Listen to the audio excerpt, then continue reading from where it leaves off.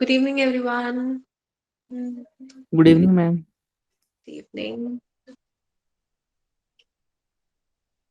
Screen visible है सबको? Yes, ma'am. हमें क्वेश्चन डिस्कस करना था कल, लास्ट क्लास में हमने यहीं तक किया था।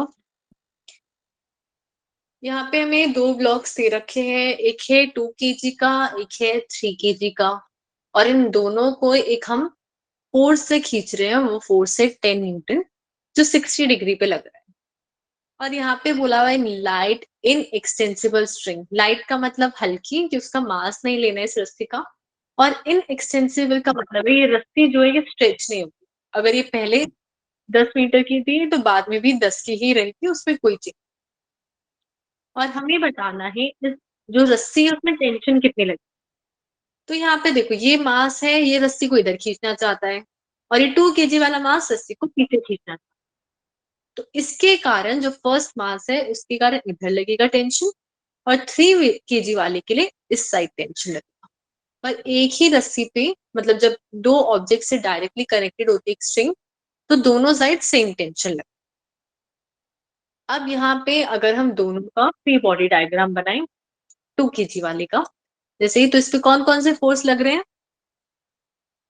कोई बता सकता है? MG mg लग रहा है डाउनवर्ड, फिर नॉर्मल रिएक्शन भी लग रहा होगा, और 3 kg जो सेकंड वाला ऑब्जेक्ट लगा रहा है। अब देखो, सेकंड वाला ऑब्जेक्ट वाला केस हम यहाँ पे क्यों नहीं ले सकते? Good evening ma'am. क्योंकि वो फोर्स, गुड इवनिंग, वो फोर्स तब लगता है जब दो ऑब्जेक्ट्स कांटेक्ट, ये 2 kg वाला, ये 3 kg वाला, और ये जुड़े हुए हैं एक जगह से, तभी एक दूसरे पे फोर्स लगाए। अगर उनके बीच में रस्सी आ जाती है तो वो चीज नहीं। ये क्लियर है सौरभ? इसमें तो यहाँ पे अब 2 kg में टेंशन लग रही है, जो टेंशन इस तरफ, मतलब इस ऑब्जेक्ट के कारण ये वाली टेंशन लग रही थी, और इस वाले के कारण ये वाली टेंशन लग। हम ऐसे ही सेकेंड ऑब्जेक्ट के लिए बनाते 3 kg वाले, तो उस पे कौन कौन से फोर्स लग रहे हैं? MG नॉर्मल रिएक्शन mg लग रहा है डाउनवर्ड फिर से, और कुछ नॉर्मल रिएक्शन लग रहा है। इसके अलावा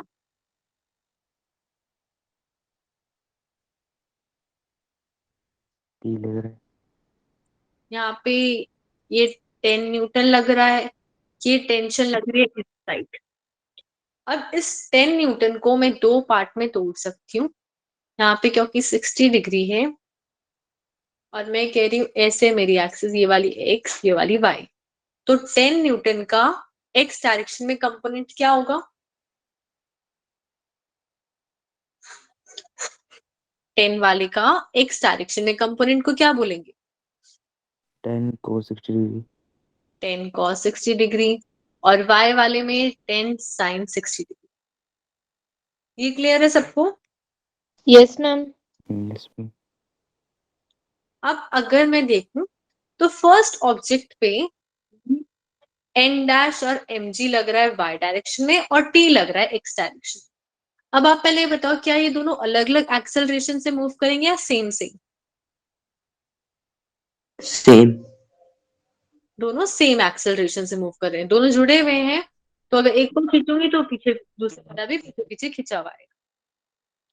पर अगर हम बात करें इस 2 kg वाले मास की, तो इसपे तो बस ये ऊपर और नीचे वाला फोर्स लग रहा है, और एक ही फोर्स है ये टेंशन, जो इसे राइट साइड में, मतलब टेंशन ही वो फोर्स है जो इसे एक्सेलरेट करवा रहा है।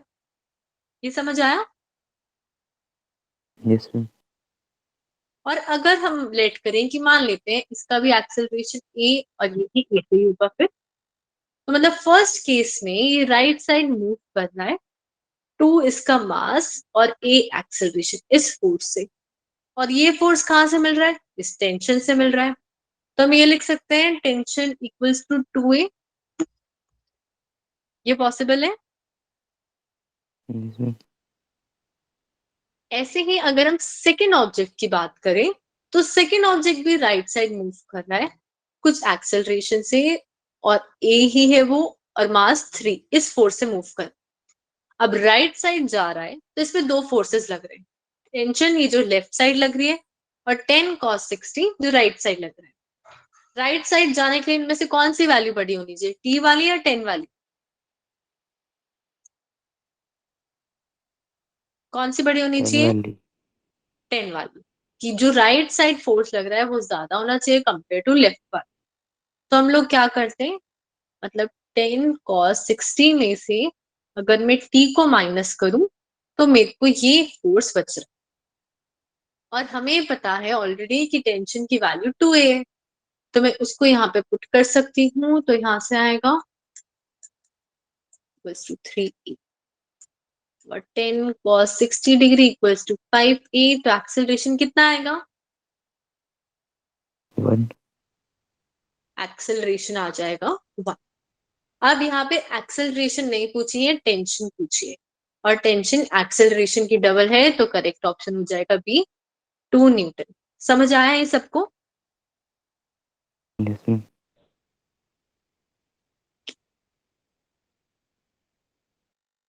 अब हमारे पास यहाँ पे क्वेश्चन है, a small block B is placed on another block of mass 5 kg। मतलब ये हमारे पास 5 किलो का है और इसके ऊपर एक दूसरा ऑब्जेक्ट रखा हुआ है बी, और ये जो लेंथ है वो ए की लेंथ दे रखी है 20 सेंटीमीटर, यहाँ से यहाँ तक है 20 सेंटीमीटर। और initially the block B is near the right end of the block A. अब a constant horizontal force of 10 Newton is applied to the block A. All the surfaces are assumed frictionless. हमें बताना है कितनी देर में ये अलग, मतलब ये 10 न्यूटन का फोर्स इस A वाले पे लग रहा है, जिसके कारण क्या है, अभी यहाँ पे ये इस पोजीशन में, और क्योंकि ये सब फ्रिक्शनलेस है तो थोड़ी देर में क्या होगा, ये वाला आगे जा चुका है और ये मास यहाँ आ गया, फिर थोड़ी देर में यहाँ आ जाएगा और अल्टीमेटली ये पूरा का पूरा इससे अलग हो जाएगा। ऐसे ही होगा। Yes ma'am. और हमें यहाँ पे बताना Yes, है कि ma'am. ऐसा कितनी देर में होगा। हम कैसे पता लगा सकते हैं?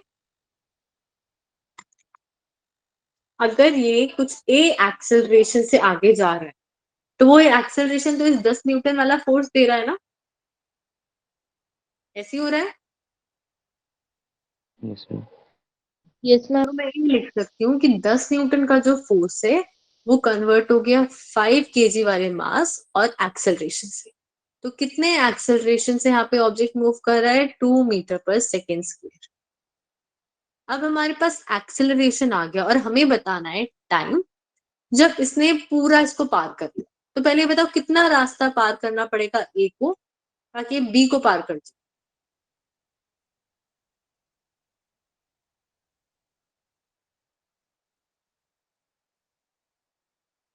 अगर मेरे पास यहाँ पे ये ऑब्जेक्ट है और इसके ऊपर दूसरा ऑब्जेक्ट रखा हुआ है और ये पूरा जो है ये 20 सेंटीमीटर है, तो ये नीचे वाले को कितना रास्ता पार करना पड़ेगा कि इस बॉल को पार कर जाए, अलग हो जाए? 20। 20 सेंटीमीटर ही करना पड़ेगा कि अपनी पूरी की पूरी लेंथ पार कर ले, तो फिर यहाँ पे आ जाएगा, इससे अलग हो गया। तो हमें ये पता है डिस्टेंस 20 सेंटीमीटर है और या फिर 0.2 मीटर। तो और अगर हमें टाइम बताना, तो एक्सेलरेशन है, डिस्टेंस है, टाइम है, कौन सी इक्वेशन यूज कर सकते हैं? कौन सी इक्वेशन में आते हैं तीनों? ये इक्वेशन होती है s equals to u t plus half a t square. इसमें हमें डिस्टेंस निकालना है, इनिशियली कितनी वेलोसिटी होगी अगर ये सब रेस्ट पे थे? 0।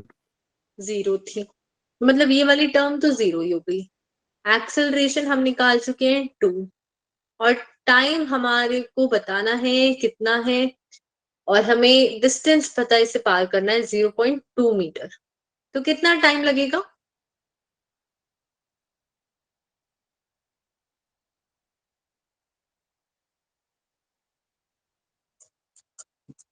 टी स्क्वेयर आ रहा है 0.2, इसको अप्रोक्सीमेटली कितना लिख सकते हैं टाइम?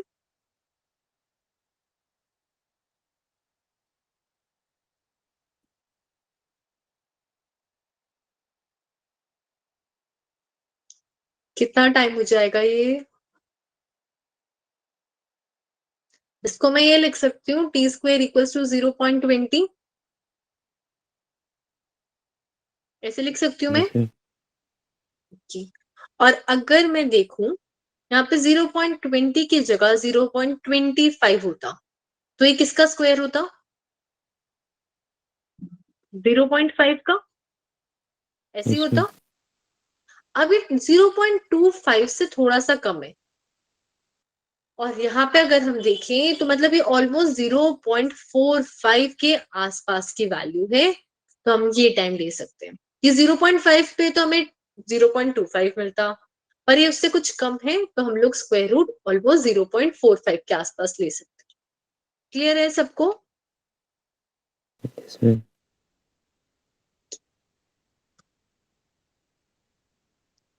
अब यहाँ पे क्वेश्चन है, the body of mass 10 kg is placed on a wedge fix to the ground, मतलब ये वेज जो है वो ग्राउंड पे फिक्स है, मूव नहीं करेगा, और एंगल ऑफ इंक्लाइनेशन ये दे रखा है 60 डिग्री। और यहाँ पे हमने क्या किया, इसको एकदम से छोड़ दिया इस ब्लॉक को। हमें बताना है कितनी वेलोसिटी होगी इस ब्लॉक की आफ्टर 2 सेकंड, कि 2 सेकंड के बाद कितनी वेलोसिटी होगी। तो कैसे कर सकते हैं इस क्वेश्चन को? पहले फोर्सेस बनाने पड़ेंगे। Yes, ma'am. तो कौन कौन से फोर्स लगेंगे यहाँ पे? mg downward action. mg downward में, करेक्ट। फिर इसकी का नॉर्मल लगेगा ऐसे। फिर हमें mg को तोड़ना पड़ेगा या नॉर्मल को तोड़ना पड़ेगा?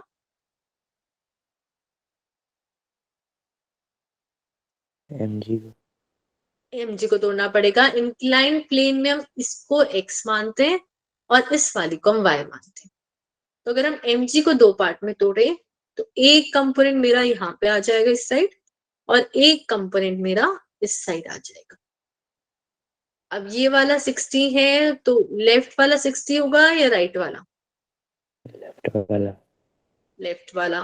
तो हमारे पास ये कंपोनेंट आ गया mg इक्वल 60 डिग्री, और ये वाला आ गया mg साइन 60 डिग्री। ये क्लियर है सबको? Yes, ma'am. अब हम लोग अगर देखें तो ये फोर्स है जो से नीचे की तरफ खींच रहा है, वो है mg साइन 60 डिग्री। मतलब जिस एक्सेलरेशन से वो नीचे आ रहा है उसकी वैल्यू हम यहां से निकाल सकते हैं, इसको ma के इक्वल करके। तो एक्सेलरेशन g साइन 60 आएगा। Yes, ma'am. क्या वैल्यू हो जाएगी इसकी? 560. 5√3। अब ये एक्सेलरेशन आया, और जब बॉडी इनिशियली हमने पकड़ी हुई थी फिर हमने छोड़ दी, तो उसकी स्टार्टिंग में वेलोसिटी क्या थी? 0. 0 थी। फिर हमने इतना एक्सेलरेशन लगाया उस पे, और हमें बताना है उसकी वेलोसिटी 2 सेकंड के बाद। तो कहा कैसे पता लगा सकते हैं?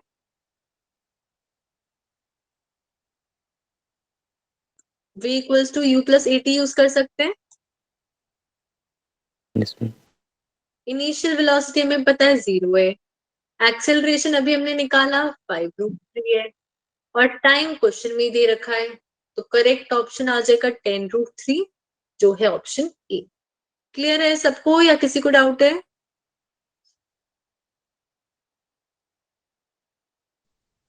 क्लियर है मैम। Clear.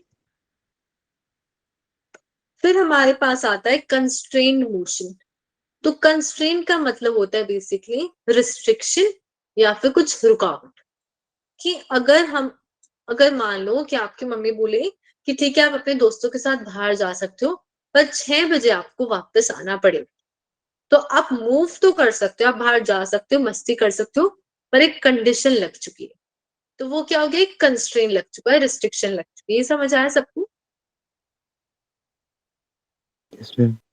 तो जब हम एक ऐसे मोशन की बात करते हैं जिसमें ऑब्जेक्ट मूव तो कर सकता है पर एक पर्टिकुलर कंडीशन है, जैसे पेंडुलम की अगर मैं बात करूं, आप उसे ऑसिलेट करवाते हो, पेंडुलम पता है ना सबको? Yes ma'am. Yes, तो ma'am. तो वो ऐसे ऐसे ऑसिलेट करता है। पर अगर अब मैं बोलूं कि नहीं भाई ये पेंडुलम ऐसे नहीं, इसको ना ऊपर नीचे ऐसे ऐसे करना है या फिर आगे पीछे मूव करना है, तो क्या वो पॉसिबल है? No ma'am. वो नहीं पॉसिबल।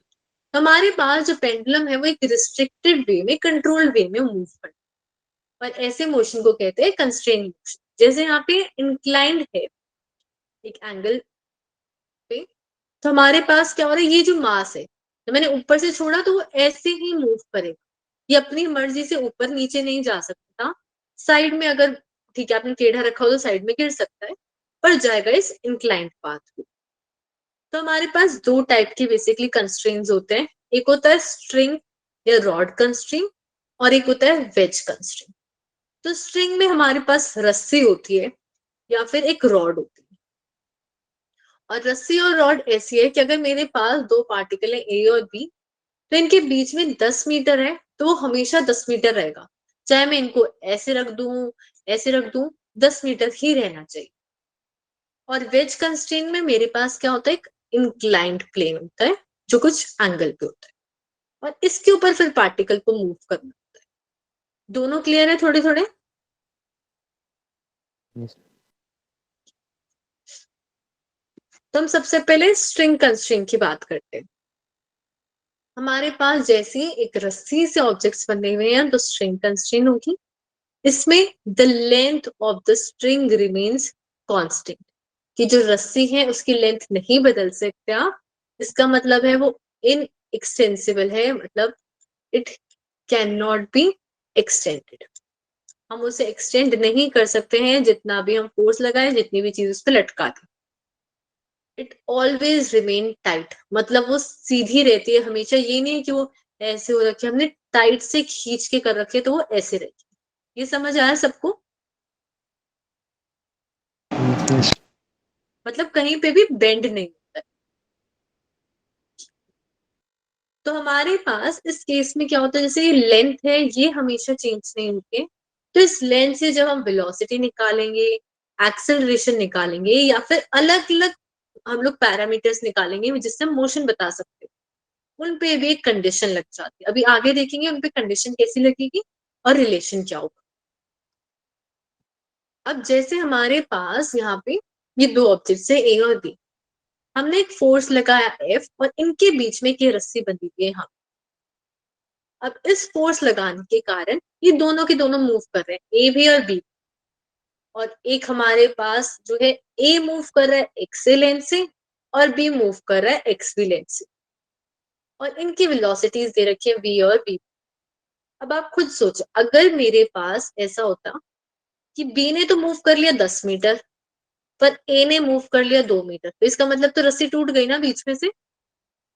Yes, ma'am. तो यस। अगर मेरे पास ए 10 बी वाला 10 मीटर आगे गया है, तो ए को भी 10 ही मीटर जाना पड़ेगा, वरना ये रस्सी या तो टूट जाएगी या फिर इसका मतलब ये लंबी हो रही है। पर यहाँ पे हम ऐसा केस लेते हैं जिसमें स्ट्रिंग इनएक्सटेंसिबल है और फिक्स्ड है, मतलब जितना ए आगे जा रहा है उतना ही बी आगे जाए। अब क्या करते हैं, हम वेलोसिटीज देखते हैं। तो वेलोसिटीज के लिए दोनों साइड डेरिवेटिव करते हैं।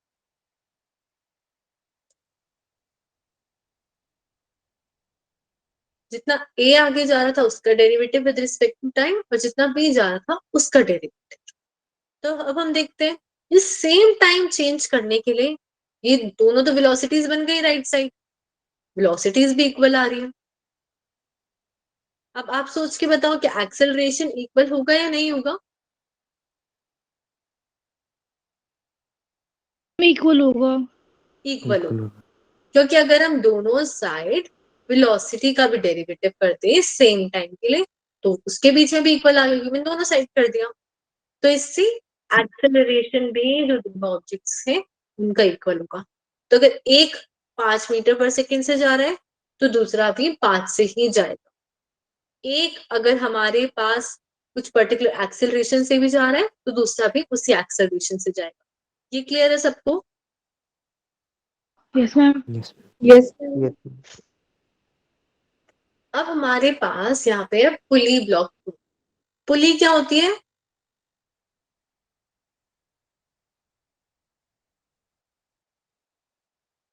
पुली एक सिंपल मशीन होती है जिससे हम ऑब्जेक्ट को खींच सकते हैं। जैसे कुआं देखा है सबने, वेल देखा है? Yes ma'am. Yes. तो हम लोग क्या करते हैं, यहाँ पे सिंपल एक सर्कुलर ऑब्जेक्ट होता है, ये गोल गोल घूम सकता है और इसके ऊपर अगर हम रस्सी बांधे तो हम ऊपर भी ले जा सकते हैं और नीचे भी ले जा सकते हैं ऑब्जेक्ट को। अब हमारे पास एक सिंपल मशीन आती है, एटवुड्स मशीन। इसमें क्या होता है, दो ऑब्जेक्ट्स होते हैं, M1 और M2, जैसे यहाँ पे दो लिए। और हमारे पास क्या होगा, अगर एक ऊपर जा रहा है तो दूसरा नीचे आता जाए। जैसे अगर आप दो चीजें बांध दो यहाँ पे, एक को तो आप ऊपर निकालते जा रहे हो। जैसे मान लो आप क्या करो, इस M1 वाले को ऊपर की तरफ खींचते जा रहे हो, तो ये रस्सी तो बराबर है। तो अगर ये पहले यहाँ पे 2 मीटर थी और नीचे 8 मीटर थी, और अब आप क्या कर रहे हो, इस 2 मीटर को 1 मीटर कर दिया आपने, इतना ऊपर खींच लिया, तो ये बचा हुआ 1 मीटर इसी में जुड़ के और नीचे हो जाएगी, ये 9 मीटर हो जाएगा। ये समझ आया सबको? Yes ma'am. और इसमें होता क्या है, Yes, ma'am. जितना एक ऑब्जेक्ट ऊपर जा रहा है उतना ही दूसरा नीचे आ। जैसे अगर ये x1 डिस्टेंस ऊपर गया तो ये भी x1 डिस्टेंस ही नीचे आएगा। ये ऐसा नहीं हो सकता कि हम लोग एक तो ऊपर खींचे जा रहे हैं और ये दूसरा मूव ही नहीं कर रहा, ये पॉसिबल नहीं है अगर दो ऑब्जेक्ट्स है। तो हमारे पास आया दोनों का डिस्टेंस बराबर आ गया, और डिस्टेंस बराबर आएगा तो उसका डेरिवेटिव मतलब वेलोसिटी, और वेलोसिटी का डेरिवेटिव मतलब एक्सेलरेशन। तो हमारे पास ये कंस्ट्रेंड रिलेशंस हैं, मतलब जो रिस्ट्रिक्शन लग रही थी उससे जो रिलेशन आया वो ये आया, किसमें, एक पुली और ब्लॉक सिस्टम। क्लियर है सबको? Yes, ma'am. Yes ma'am. फिर हमें करना कैसे है जब स्ट्रिंग कंस्ट्रेंट होता है। जैसे अभी तक हम लोग एक पुली देखा था कि हमने यहाँ पे क्या किया, दो पुली लिए, ये वाली और ये वाली, और यहाँ पे हमें बहुत सारी रस्सी दिख रही है, यहाँ से बांध रखा है, फिर यहाँ से बांध रखा है, फिर यहाँ से बांध, और M1 और M2 दो मासेस भी लगे। तो हमें देखना है कि इसमें कौन कौन से ऑब्जेक्ट्स हैं। जैसे दो पुली हैं और दो मासेस, और रस्सी कितनी है, एक यहाँ पे है, यहाँ पे है, यहाँ पे, 3 जगह है रस्सी। ऐसी हो रहा है। Yes, ma'am. अब देखो, मान लेते हैं ये M1 वाला मास ऊपर जा रहा है, तो ये रस्सी अगर पहले 10 मीटर थी तो कुछ कम होएगी ऊपर जाते हुए, तो यस मैम। जो Yes, ma'am. जितना मान लेते हैं वो 2 मीटर ऊपर गया, तो वो 2 मीटर रस्सी यहाँ पे एक्स्ट्रा भी तो आएगी। उसके कारण क्या होगा, यहाँ पे ये जो M2 मास है और ये पुली है, ये नीचे हो जाएगी कि 2 मीटर एक्स्ट्रा आ गया हमारे पास। और फिर हमारे पास क्या होगा, वो एक्स्ट्रा लेंथ अब यहां से भी आ रही है इधर से। तो हमें इन सारी केसेस को लेना है कि कौन सी चीज नीचे आ रही है, कौन सी चीज ऊपर आ रही है। तो हमने जैसे अज्यूम करा कि सिर्फ M1 मास यहाँ पे ऊपर की तरफ जा रहा है, तो अल्टीमेटली क्या होगा, ये M2 नीचे की तरफ आएगा, और M2 नीचे की तरफ आएगा मतलब ये जो इससे रस्सी बंधी हुई थी वो नीचे आ रही है, और ये रस्सी फिर इस वाली से बंधी हुई थी मतलब ये भी नीचे आ रही है। ऐसा नहीं हो सकता कि सारी रस्सियां ऊपर जा रही हैं, ये सारी रस्सी नीचे आ रही है, एक ऊपर जाएगी और बाकी नीचे आएगी, ऐसा पॉसिबिलिटीज हो। क्लियर है सबको ये? Yes, ma'am. Yes ma'am. फिर हमने क्या किया, यहाँ पे अलग अलग वेरिएबल्स बना कि ठीक है, अगर ये फर्स्ट वाला मास ऊपर जा रहा है तो कुछ वेलोसिटी से भी जा रहा होगा, उसको हमने लिख दिया v1, और ये जो लेंथ है ये हमारे पास L1। फिर हमारे पास क्या हुआ, यहाँ पे एक पुली लगी हुई थी, तो ये ब्लॉक और ये मास की, ये पुली और ये ब्लॉक के बीच में हमने लेंथ मान ली L। उसके बाद हमने क्या किया, अगली पुली ले ली। अब ये जो मास है नीचे आ रहा है वो v2 वेलोसिटी से आ रहा है, और साथ में ये कुछ पुली की वेलोसिटी है नीचे की तरफ। और फिर से हमने इस पुली से इस पुली तक की लेंथ को लिया है L2, और इस पुली से इस ब्लॉक तक की लेंथ को ले लिया L4। और अगर हमने ऊपर जो फिक्स सपोर्ट है वहां से इस पुली की लेंथ को लिया L3। ये हमने सारे जो पैरामीटर्स है वो बनाया है, अभी इसमें कोई रिलेशन नहीं बना। जब हम रिलेशन बनाएंगे तो हमें पता है कि भाई टोटल लेंथ, मान लो आपने एक रस्सी को ऐसे ऐसे कैसे भी बांधा है, पर ये है 10 मीटर की, तो चाहे आप ऐसे देखो इसे या फिर ऐसे देखो, 10 ही मीटर रहेगी है यस मैम। Yes, ma'am. ना, कि टोटल लेंथ हमारे पास 10 मीटर आएगी, चाहे कोई ऊपर जा रहा है कोई नीचे जा रहा है। तो हम लिख सकते हैं L1 plus L2 plus L3 plus L4, जितने भी एंडलेस नंबर ऑफ स्ट्रिंग्स हमने तोड़ी है अलग अलग पीसेस में, उन सबकी लेंथ क्या है, टोटल कांस्टेंट आ। तो इससे अगर हम देखें लेंथ कांस्टेंट आ रही है तो वेलोसिटी जो है हमारे पास, अगर हम पूरी इक्वेशन का डेरिवेटिव करें, L1 प्लस L2 जैसे दो टर्म्स लूं और इनका derivative D by D T इसमें भी आएगा और इस वाली टर्म में भी आएगा। इसका मतलब फर्स्ट वाली वेलोसिटी, सेकंड वाली वेलोसिटी, इन सब की टोटल वेलोसिटी क्या आएगी, 0 आएगी। यही आएगा। Yes, ma'am.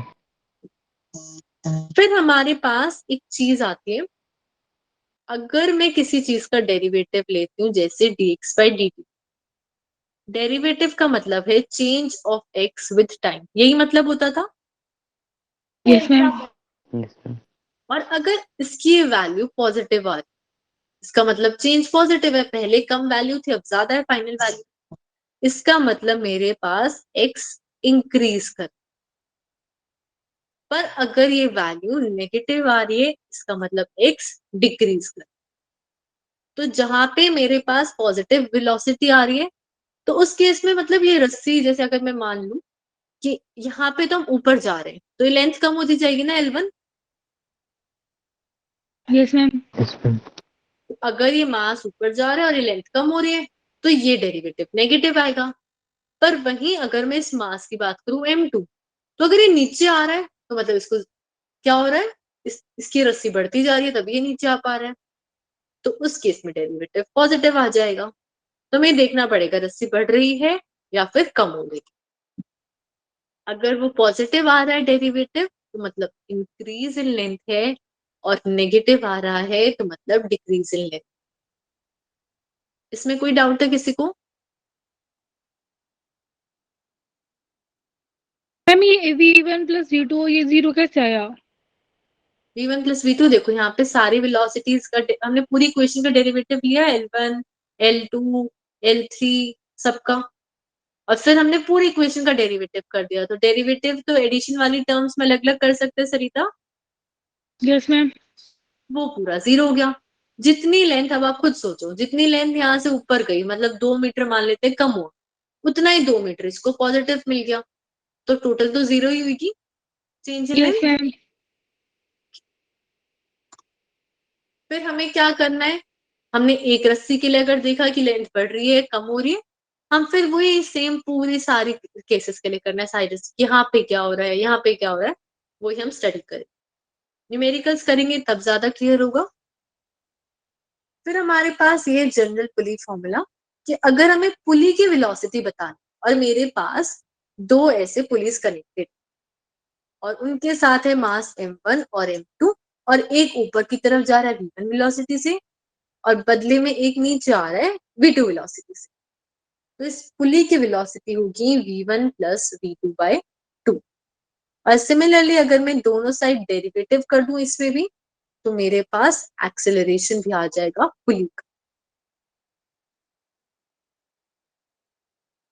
अब जैसे हमारे पास यहाँ पे क्वेश्चन है, इसमें हमें फाइंड करनी है velocity in the system shown in the figure.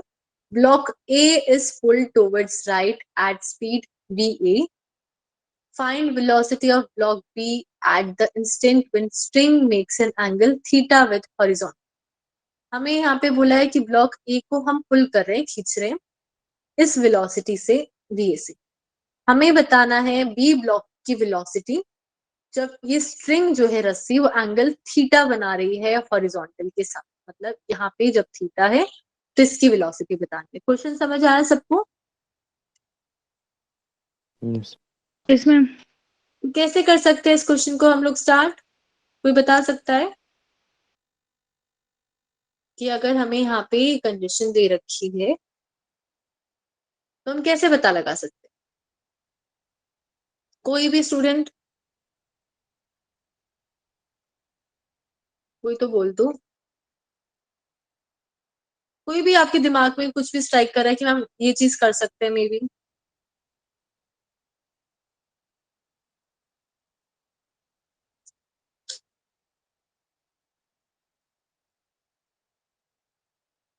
अगर मैं ये पूछूं वी ए, तो ये वी ए कॉस थीटा है या वी ए हमारे पास, जैसे अगर मैं कोई भी एक वेक्टर लेती हूँ तो ये वाला है वी ए और ये थीटा, तो ये कैसे निकाल सकते हैं हम लोग? किसी को कुछ आइडिया है ये कैसे निकाल सकते हैं?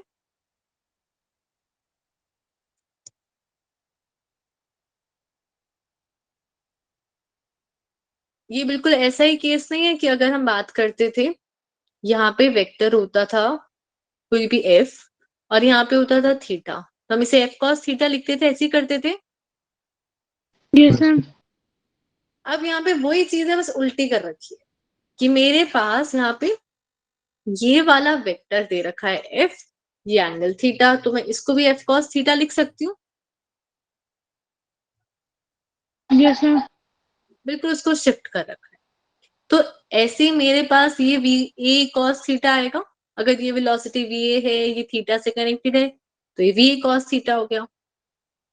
और जैसे जैसे आगे आता जाएगा ए वाला, वैसे वैसे बी नीचे मूव करेगा। Yes ma'am. जितनी तेजी से ए आगे आएगा उतनी तेजी से भी नीचे मूव करेगा। अब रस्सी की वेलोसिटी मतलब इस डायरेक्शन की में ए की वेलोसिटी आ रही है वी ए कॉस थीटा, कि इतनी स्पीड से ये ए ऐसे ये रस्सी को वेलोसिटी दे रहा है एक तरीके से। तो जितनी वेलोसिटी ये देगा उतनी वेलोसिटी से बी नीचे आएगा। तो मैं ये लिख सकती हूँ velocity of B is equal to V A cos theta. क्या ये पॉसिबल है?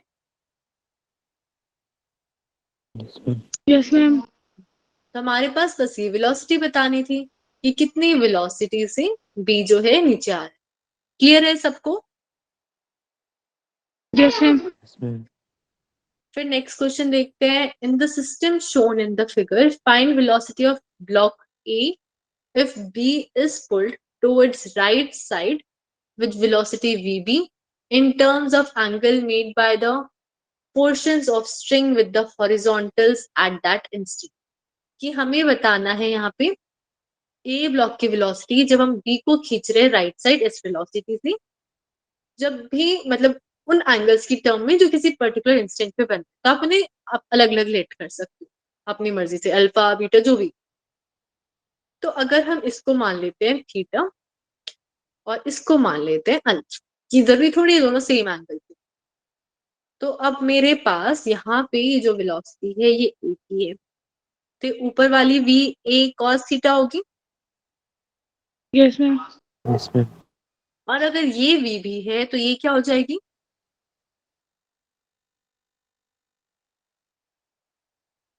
VB cos alpha. वी भी कॉस अल्फा।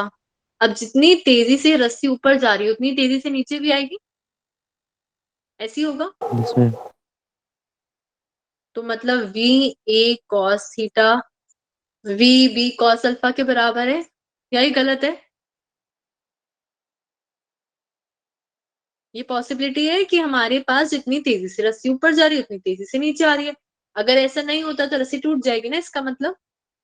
Yes ma'am. और हमें बताना है ए की वेलोसिटी, तो ए की वेलोसिटी हो गई V B cos alpha upon cos theta. Clear है सबको ये भी? Yes ma'am.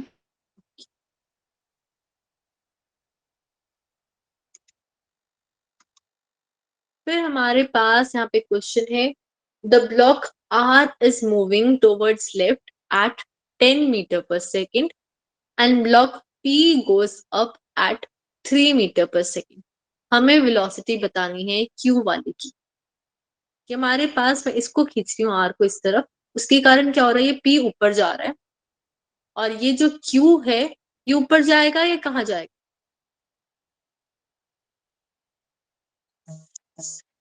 हमारे पास ये क्यू ऊपर वाला जाएगा। ऊपर जाएगा। ठीक है, हमने इस आर वाले से इसको खींचा तो ये पी ऊपर जा रहा है और साथ में इसको लेके जा रहा है। ठीक है, तो अब कैसे निकाल सकते हैं हम लोग?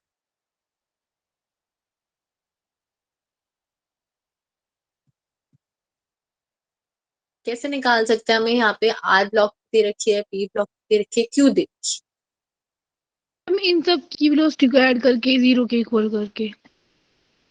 इन सबकी वेलोसिटीज को ऐड करके जीरो के इक्वल देखो सरिता, उस केस में हमें इन सारी पुलिस की भी वेलोसिटी लेते हैं, सबकी तो नहीं पता है हमें।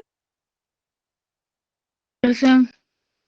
और उस केस में इस रस्सी की भी लेनी पड़ेगी, इस रस्सी की भी लेनी पड़ेगी, इस रस्सी की भी, इस रस्सी की भी, सारी अलग अलग रस्सियों की लेनी पड़ेगी, तभी वो जीरो वाले केस यूज कर सकते हैं। और कोई बता सकता है कैसे कर सकते हैं यहाँ पे? प्लीज, जब तक खुद कुछ भी नहीं ट्राई करोगे तो नहीं समझ आएगा।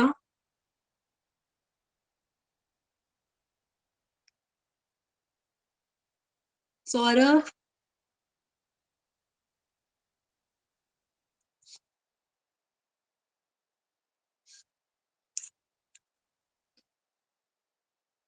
कहाँ गए सब लोग? कोई नहीं ट्राई करना चाहता?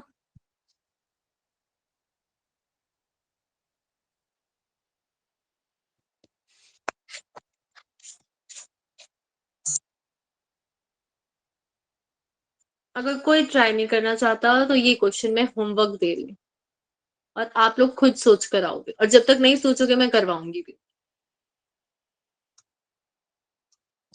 क्वेश्चन नंबर 4 देखते हैं, क्योंकि इसी में मेन कंसेप्ट लगेगा, बाकी तो इजी इजी क्वेश्चन है। ये होमवर्क दे रही हूँ मैं, सबको ट्राई करके लाना, और जब तक आप लोग खुद से आंसर नहीं करोगे, सिर्फ सरिता सौरभ नहीं, बाकी लोग भी, मैं क्वेश्चन सॉल्व भी नहीं कर पाऊंगी। क्वेश्चन नंबर 4 में है, find velocity of and A at the instant when rod is making an angle theta with the horizontal. कि हमारे पास यहाँ पे एक रॉड है, और ये वाला जो कोना है रॉड का, वो नीचे की तरफ आता जा रहा है ए वेलोसिटी से, और ये वाला कोना आगे की तरफ जा रहा है बी वेलोसिटी से।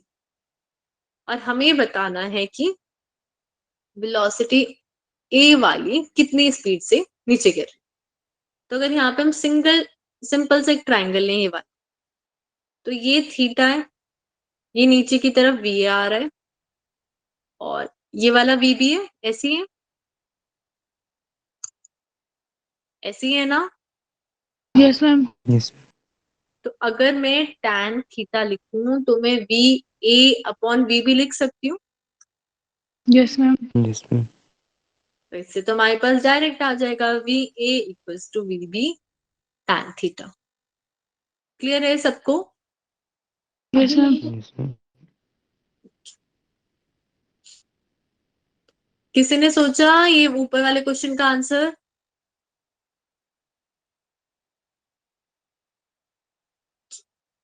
ठीक।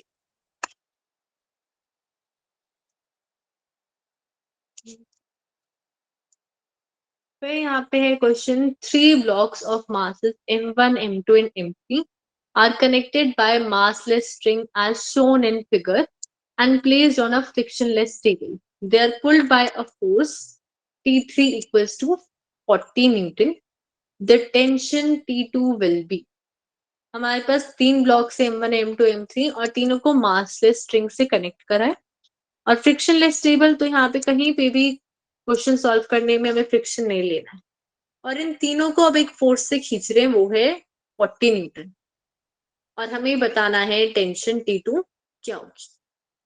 और हमें सबका मास भी दे रखा है, ये है 10 kg, ये हमारे पास 6 kg, और थर्ड वाला है 4 kg। क्वेश्चन क्लियर है सबको? Yes. Yes ma'am. तो अगर हम देखें तो मेरे पास जैसे एक सिंपल सी ट्रेन बन गई है 3 बॉक्सेस की, और इनके ऊपर 40 न्यूटन का फोर्स लग रहा है ऐसे खींचते, तो वो तीनों मास को खींचेगा या एक एक करके खींचेगा? तीनों को। तीनों के खींचेगा। तो ये 10 kg का है, ये 6 kg का है, और ये 4 kg का। तो क्या इस रस्सी का मास यहाँ पे मैटर करता है? Mm, बताओ। रस्सी का मास मैटर नहीं करता है। तो अगर मैं देखूं तो ये 40 न्यूटन का जो फोर्स है, वो इनका 10 प्लस 6 प्लस 4 इस पूरे मास को एक्सेलरेट करवा रहा है, ऐसे ही कर रहा है। Yes ma'am. Yes ma'am. तो एक्सेलरेशन कितना आएगा? yes, ma'am. एक्सेलरेशन कितना आएगा? Two. F over M. 2 newton. 2 आ जाएगा। 2 की यूनिट क्या होगी सरिता? मीटर पर सेकंड स्क्वायर। मीटर पर सेकेंड स्क्वायर। और हमें बतानी है वैल्यू T2 की। अब हमारे पास एक्सेलरेशन तो आ गया। अब इन सब बॉडीज का अलग अलग फ्री बॉडी डायग्राम बना सकते हैं। तो जैसे M3 की बात करें तो अभी हम एक्स एक्सिस की बात कर रहे हैं, तो डाउनवर्ड वेट और नॉर्मल रिएक्शन को स्किप करें। इसको हम इधर खींच रहे हैं T3 से, और यहाँ पे और कौन सा फोर्स लग सकता है? ये यहाँ पे जो पीछे इसकी रस्सी बंधी हुई है उसको भी खींच रहा है, यस मैम। तो यहाँ पे T2 लग रहा है इसके केस में। ऐसे ही हो रहा है। Yes ma'am. Yes, ma'am. तो अगर हम बात करें फर्स्ट ऑब्जेक्ट की, तो T3 फोर्स राइट साइड में लेके जा रहा है और T2 फोर्स उसे लेफ्ट साइड में लेके जा रहा है। पर अल्टीमेटली हमारे पास कुछ ना कुछ फोर्स है जो उसे राइट साइड में लेके जा रहा है, और ए एक्सेलरेशन से, जो 2 मीटर पर सेकेंड स्क्वायर है। तो अगर हम बात करें इस 4 kg वाले पे, टोटल नेट फोर्स कितना लग रहा है? वो लग रहा है 4 इंटू 2, क्योंकि ये 2 एक्सेलरेशन से ही मूव कर रहा है लास्ट में। ये समझ आया सबको? Yes, yes ma'am. मैम। तो मतलब T3 माइनस 2 करके मेरे को 8 वैल्यू तो मिल रही है, तभी हम आगे जा पा रहे हैं। अगर ये दोनों बराबर होती, 0 होता, तो कोई भी ब्लॉक आगे मूव नहीं कर पाता। तो यहाँ पे T3 की वैल्यू 40 है, तो यहाँ पे अगर हम पुट करेंगे तो T2 की वैल्यू क्या आ जाएगी? 32 Newton. 32 न्यूटन। क्लियर है सबको ये? Yes ma'am. अब यहाँ पे फिर से क्वेश्चन है, in the given figure find the displacement of the 10 kg block in 2 second if the surface on which it is kept smooth. यहाँ पे ये बिल्कुल स्मूथ सरफेस पे है, और ये जो 5 kg वाला मास है नीचे की तरफ आ रहा है ऐसे, और हमें बताना है इस 10 kg वाले मास ने कितना डिस्प्लेसमेंट करा होगा जब 2 सेकेंड हो चुकी होगी। तो कैसे कर सकते हैं? अच्छा, 10 kg वाला कितनी वेलोसिटी से नीचे आएगा ये बता दो।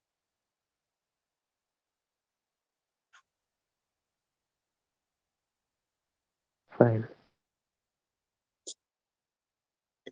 अब यहाँ पे सोचो, मैं जब इसको नीचे खींच रही हूँ 5 kg वाले को, मान लेते हैं कि ये इधर से, ये जो रस्सी है ये इधर से 4 मीटर नीचे आई, तो ये 10 kg वाला कितना रास्ता नीचे आएगा?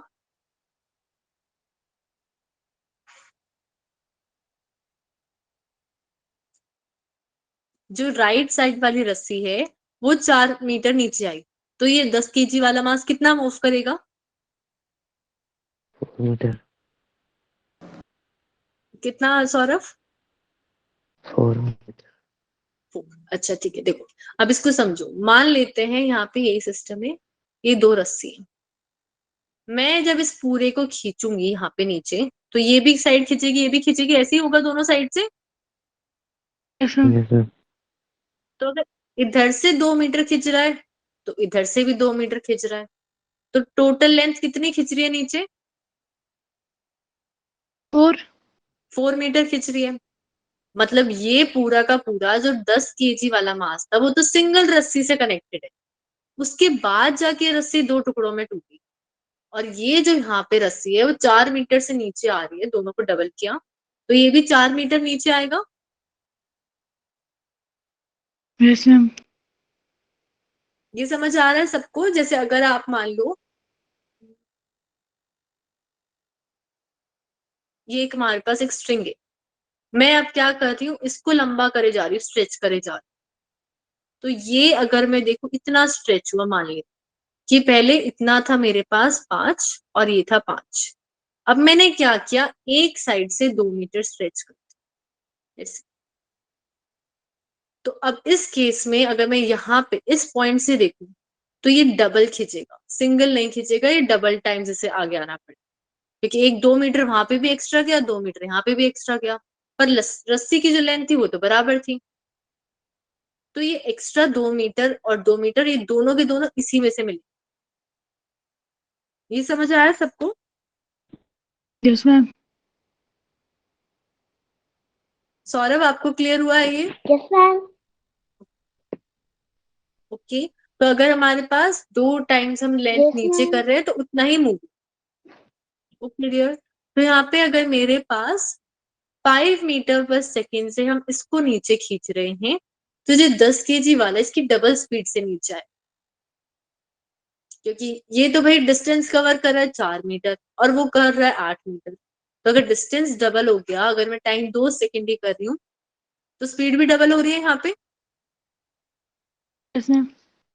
तो अगर ये 5 मीटर पर सेकेंड Yes, से आ ma'am. रहा था तो 10 केजी वाला आएगा 10 मीटर पर सेकेंड से।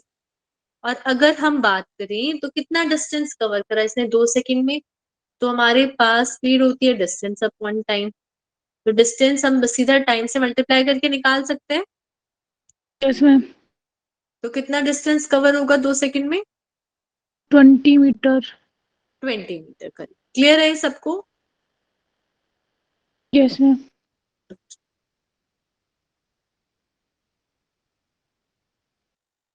फिर हमारे पास है a system is shown in the figure, a man standing on the block is pulling the rope. यहाँ पे आदमी और इस रस्सी को खींच रहा है। Velocity of the point of string of the string in contact with the hand of the man is 2 meter per second downward. The velocity of the block will be, assume that the block does not rotate and rope is inextensive.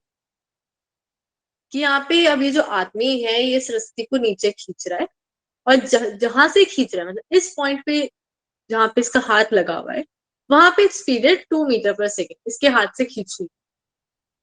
अब हमें बताना है कि जो block है वो कितनी speed से नीचे आएगा जब रस्सी इनएक्सटेंसिबल है। तो कोई बता सकता है कितनी स्पीड से आएगा?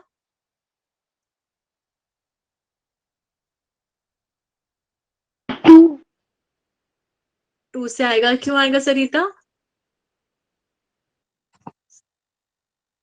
मैम उसमें वेलोसिटी सेम होती है. वेलोसिटी सेम होती है, कांस्टेंट होती है एक तो अगर हम इतनी वेलोसिटी से नीचे खींच रहे हैं तो उतनी वेलोसिटी से वो आता जाएगा, क्योंकि यहाँ पे देखो ये डायरेक्ट स्ट्रेट कनेक्टेड है सब कुछ। ऐसा नहीं कि कहीं पे डबल हो रहा है, सीधी सीधी हम जितने जैसे आप कोई चीज खींच रहे हो जितनी स्पीड से खींच रहे हो उतनी स्पीड से वो आती जाती है। ये समझ आया सबको कि रस्सी ना Yes, कोई ma'am. Yes, stretch हो ma'am. रही Yes, है ma'am. और ना कोई ब्लॉक हमारे पास है रोटेशन हो रहा है। तो जितनी स्पीड से हम खींच रहे हैं उतनी स्पीड से आएगा। तो करेक्ट ऑप्शन हो जाएगा 2 मीटर पर सेकेंड। फिर हमारे पास एक question, at a given instant block A is moving upwards with velocity of 5 meter per second. What will be the velocity of block B at that instant? जब A वाला ऊपर जा रहा था तो B की क्या वेलोसिटी थी? तो इस केस में अगर हम बात करें तो हम कैसे कर सकते हैं? जब A वाला ऊपर जा रहा था तो B की क्या वेलोसिटी थी? कितनी रस्सियां दिख रही है हमें यहाँ पे अलग अलग अगर हम बात करें? 4. 4. 4 दिख रही है। ओके, कौन कौन से हमारे पास 4? ये वाली फर्स्ट, ये सेकेंड, ये थर्ड, ये फोर्थ, ऐसे ही है। Yes, ma'am. Okay. तो इस केस में हमें पता है भाई टोटल लेंथ तो हमारे पास कांस्टेंट ही होती है कि L1, L2, L3, L4 ये कांस्टेंट होगी। अब अगर हम टोटल वेलोसिटी देखें तो वो भी कांस्टेंट होगी इन सबका derivative. Yes, ma'am. Yes, ma'am. v1 plus v2 plus v3 plus v4, वो हमारे पास ये कांस्टेंट आए और इसका कांस्टेंट का डेरिवेटिव क्या हो जाता है? 0. 0. 0। अब इसमें ये 5 मीटर पर सेकेंड कौन सी वेलोसिटी है?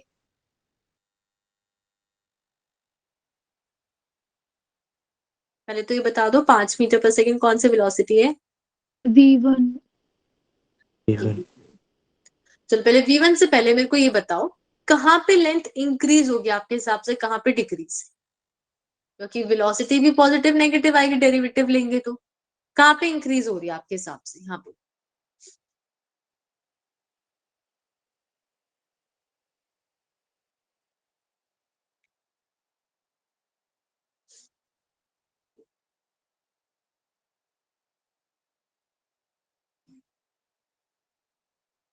मैं बोल रही हूँ कहाँ पे लेंथ इंक्रीज होगी, या फिर डायरेक्शन अगर मैं बात करूं तो इसमें V1 V2 V3 कौन कौन सा ऊपर जा रहा है, कौन कौन सा नीचे आ रहा है, ये बता दो इनमें से 1 2 3 4 में से। V1 ऊपर जा रहा है और V2 नीचे आ रहा है और V3 ऊपर जा रहा है, V4 नीचे आ रहा है। अच्छा, V1 ऊपर जा रहा है, V2 नीचे आ रहा है, V3 ऊपर जा रहा है, ये बोल रहे हो इसमें कि देखो जब मेरे पास यहाँ पे मैं ए ब्लॉक को ऊपर खींच रही हूँ तो ये दोनों तो जुड़े हुए हैं ना, तो ये दोनों ऊपर आएंगे। इसमें ये समझ आया सबको कि ये सर ब्लॉक, ये देखो ऊपर से यहाँ पे ये पुली बंधी हुई है इधर से, तो ये दोनों चीजें तो मूव ही नहीं कर सकती। पर यहाँ पे जैसे जैसे रस्सी ऊपर जाएगी, मतलब ये वाली जो वेलोसिटी V1 ये ऊपर की तरफ जा रही है, ऐसे ये जो ब्लॉक है ये ऊपर किसी सपोर्ट से नहीं बना हुआ है, इस ब्लॉक से बना हुआ है, तो यहाँ पे ये वाली रस्सी भी ऊपर जाती जाएगी, ऐसे ही होगा। अगर ए किसी एक सिंगल चीज से जुड़ा जुड़ा हुआ है तो ए ऊपर जा रहा है तो ये दोनों भी ऊपर जाएंगे। इसमें ओके। फिर अगर हम देखें तो यहाँ पे ये वाली रस्सी 3 भी ऊपर की तरफ जाएगी क्योंकि ये भी ए से कनेक्टेड है। पर ये जो बी वाला ब्लॉक है अल्टीमेटली ये भी ऊपर जा रहा है, ये भी ऊपर जा रहा है, ये भी ऊपर जा रहा है, ये सारा का सारा लेके बी वाला नीचे आ जाएगा, ऐसे ही होगा एक्स्ट्रा सारी रस्सी लेके। इसमें यस मैम। अब यहाँ पे हमारे पास जो जितनी स्पीड से ए ऊपर जाएगा उतनी स्पीड से ये भी ऊपर जाएगा, ये भी ऊपर जाएगा, ये भी ऊपर जाएगा, ऐसे ही हो गए, तीनों कनेक्टेड है। इसमें यस मैम।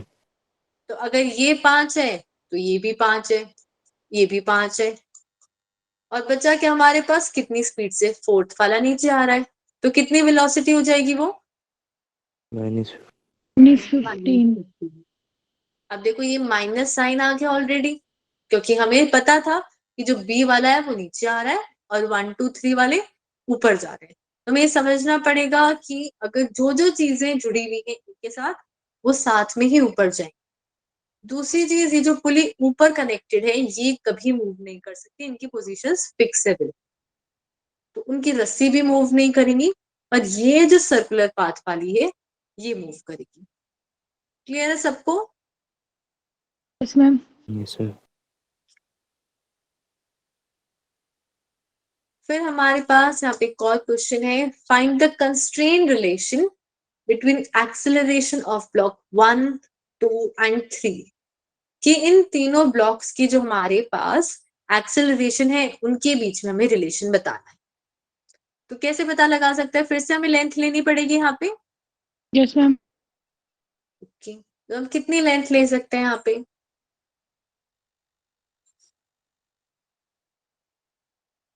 4 4, कौन कौन सी? एक तो ये वाली होगी, 3 3 ले सकते हैं। ओके, 3 कैसे होगी? मास 2 और 3 की लेंथ सेम ही तो है। तो लेनी तो पड़ेगी ना, लेंथ तो सेम यस है मैम तो हमारे पास सेकंड की कुछ लेंथ हो गई और थर्ड की कुछ लेंथ हो गई और ये वाली कुछ लेंथ हो गई, ये पॉसिबिलिटीज है 4 लेंथ की। फर्स्ट के लिए, सेकंड के लिए, थर्ड के लिए, फोर्थ के लिए। यहाँ सपोर्ट से देख रहे हैं हम लेंथ। अभी अभी हम लोग सपोर्ट से लेंथ मेजर कर रहे हैं, ये समझ आया सबको? Yes ma'am. हमने कोऑर्डिनेट्स देखे बेसिकली यहाँ, कि अगर मैं बात करूं जैसे कोई पार्टिकल होता है यहाँ पे, तो हम पूरा यहाँ से यहाँ तक देखते हैं, फिर अगर कोई पार्टिकल बीच में लटक रहा है तो उसको सब्ट्रैक्ट करके देख सकते हैं कि उसकी वैल्यू क्या है। ऐसे ही हमने यहाँ पे क्या किया, ये अलग अलग कोऑर्डिनेट्स बना लिए, x1 का, x2 का, x3 का, x4 का। फिर अब हम आगे क्या कर सकते हैं, हमारे पास ये सारे कोऑर्डिनेट्स आ गए, जितने उससे ये वाला ऊपर जाएगा उतने ही उससे ये नीचे आएगा, ऐसे होगा यस मैम कि हमारे पास ये फर्स्ट वाला जितने ऊपर से जा रहा है उतनी तेजी से इन दोनों नीचे आएंगे। Yes ma'am yes sir. अब आपके हिसाब से वैसे अगर आप गेस करो तो कौन सा होगा? Correct relation?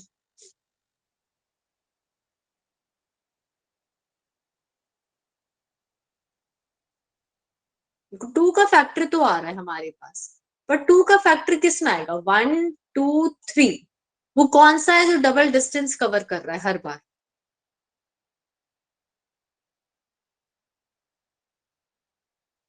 हमारे पास ये 3 ब्लॉक्स है, बस ये सोचो अभी, फर्स्ट, सेकंड और थर्ड। अगर मैं सेकंड और थर्ड को नीचे ला रही हूँ एक्स डिस्टेंस से, तो फर्स्ट वाला डबल करेगा या एक बार करेगा? Double.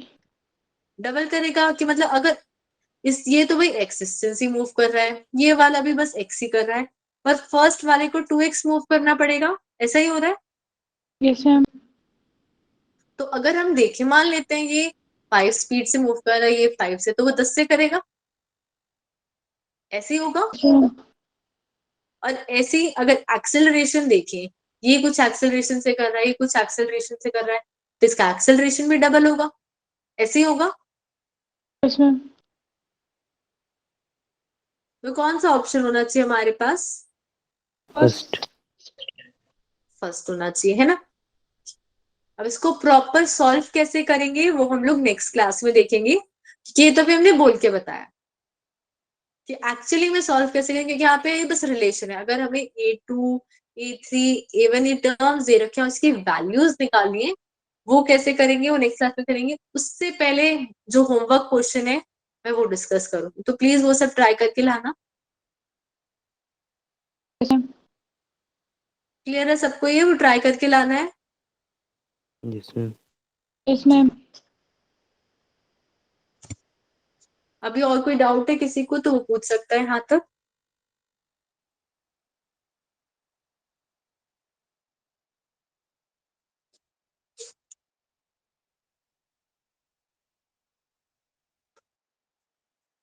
Thank you then everyone. Good night ma'am. Good night.